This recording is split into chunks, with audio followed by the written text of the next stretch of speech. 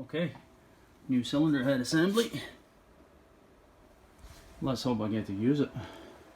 So I've just done a preliminary cleaning on the dirtiest, most filthiest engine in the whole bloody world.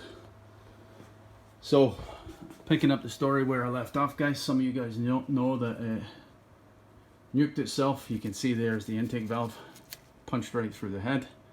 So this is a moment of truth. I'm going to take the head off here, and assuming there's no too much more damage, I'm going to try and put this thing back together. You know, obviously that valve must have contacted the piston or it punched through like that, right? Must have. Logic would dictate that must be the case. The valve has been displaced obviously from its central point in the casting, and it has smashed the plug, so what? Spark plug, and it bent the push rod on the intake side. You can see there's the, so I have a new push rod coming tomorrow. Points of interest. Yeah.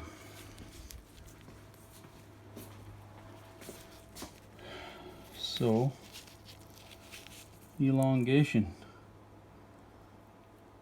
You can see how that has been torn out and allowed the valve to drop.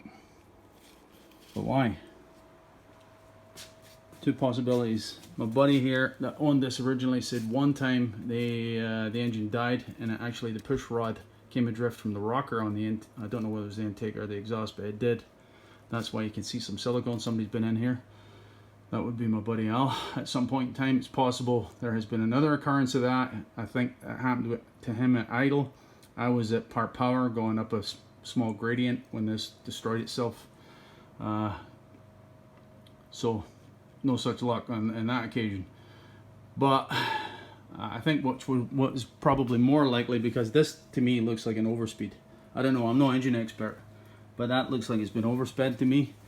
And when I actually cleaned this, the governor here, I was wrong. It's not a blower governor. It is.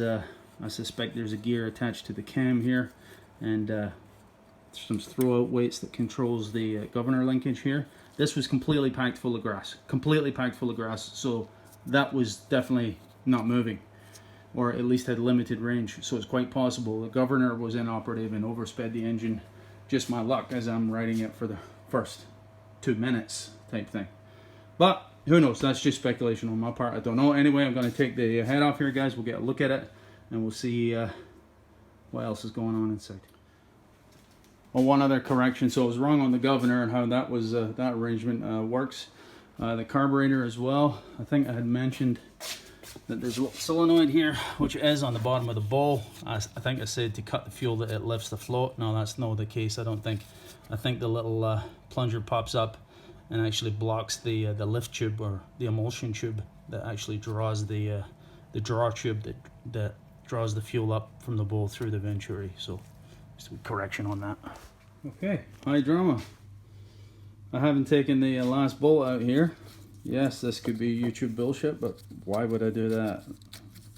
What would be the point to that? So obviously, if it has, sorry guys, I've got to put this down on my thing here for a sec. Keep my bolts in the pattern. So obviously if the piston is effed up beyond all recognition, it's got a few wee nicks in it. I guess we'll have to decide what the tolerance is. But if the bore is mangled and the piston is mangled, we're effed.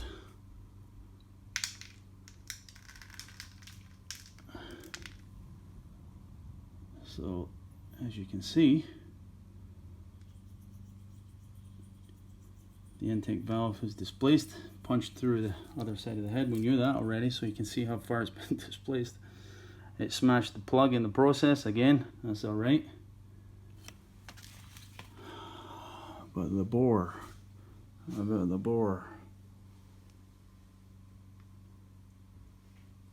So, okay, some marks on the face of the piston there. Not ideal. And there's a piece of the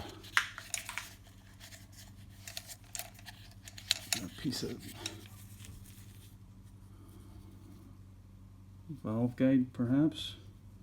Don't know. Have to look at the new cylinder head to know for sure, but I think that's part of the, maybe part of a valve guide. I don't know. Forensics. Oh, and there I can see the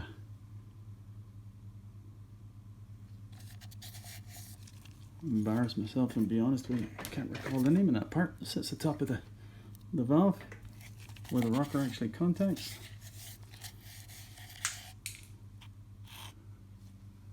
But the bore. We'll get a better look. We'll get a light and get a better look. The valve cap. Yeah, that makes good sense. So, with the piston at the top of the bore, maybe I can get the camera on the right angle here. So that's no pretty, obviously, is it? Is it ideal? No. Am I going to change it? Now keep in mind, this is not an ambulance. This is not an aircraft. It's a lawnmower. What's the worst thing that can happen if this fails? It stops cutting grass. So, in context, and it's going to be beyond, that was 235 bucks. I mean, we're going to be beyond economical repair if I start, you know, doing a Class A rebuild on this thing, right? So I think I'm going to emery cloth the stress risers out of those nicks, those gouges, best I can, without overdoing it, and put it back together. Okay, so all the parts are accounted for, guys. Is it possible there's some rubbish that's gone down there? Yeah, it's possible, but I'm not splitting the bottom end here. I'm just not doing it. It's not happening. This is already taking up way too much of my time. I didn't account this taking for days. I'm just going to flush it, pull the plugs obviously, and flush it. Make sure there's no rubbish. I'll use my borescope and make sure I can't see anything. Try and be reasonable with it, but it's not an ideal rebuild. Don't do as I do. Just the approach I'm taking. Piston the bottom dead center there. Let me show you the bore best I can. There's not a mark on it. I think we got pretty lucky there. Extremely lucky. That's alright. I think we can live with that. Well, I'm living with it. I'm sure the YouTube experts will eviscerate me or excoriate me for my decision here, but that's okay. It's my decision. Okay, just for the folks who may actually be using this for some reference material, item 5 is the cylinder head assembly and the original owner's manual here, guys, for the tractor. And that translates to item 5. There's the original part number. And the reason I'm showing you this, cylinder head 691165, the reason I'm showing you this is this kit actually supersedes a number of previous part numbers. I guess it's their perhaps their latest generations are embodied on it, I'm sure. One I can notice right off the bat is the keeper is a different style. So yeah, there's probably a number of other changes. The kit includes, I'll just show you here, you can see some of the stuff. It comes with a number of gaskets. This looks like a restrictor plate of some sort. I'm not sure why you'd use that, but maybe perhaps some applications use it.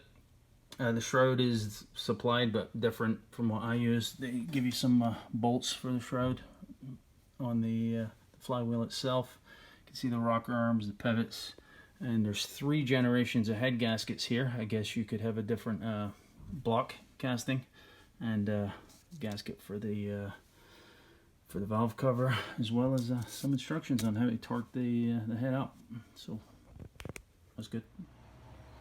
So that's it. The head's in place. The head gasket, of course, the head's in place. All the bolts are cleaned and retorqued.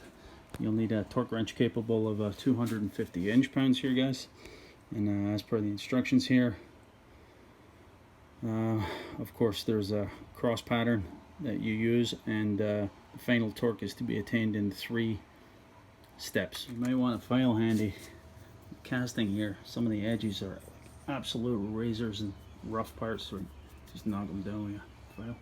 So I was struggling to get the exhaust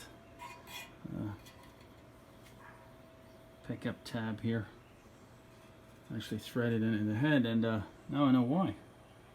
There's no threads in the head, so you're gonna have to fastener that came out of there is a cord of 20, so of course you're going to need a tap with the suitable threads. I confirmed it on the other head there. Sorry. Right there. So it tells you in the instructions to discard the shroud screws and use the new ones provided, and you can see the offsets are actually different. And hang on to your tap, because those aren't tapped either. Yeah, I expect to have to alter the shroud here as well a wee bit, because the dimensions of the fins are just a wee bit different, and the shroud is not going to tuck quite right, so if they piss around with the shroud a bit, you can see how tight it is against the fins there. Yeah, you're going to have to do a wee bit of sheet metal work, so have your 10 snips of it ready. That's it for now. As I said, I don't have the intake push rod that got bent. That's coming in the mail tomorrow, so I just straightened the other one temporarily just to get everything marked up, let's say. So I still have to set the gap on the valves, and yeah, everything else is pretty much ready to go, I think. Yeah, we'll maybe get it installed tomorrow, see how it goes. So that's it for this installment, boys. I think this has run long enough. If you're interested, see how it goes. Maybe it'll blow up again, I don't know. We'll see. That's it. Cheers.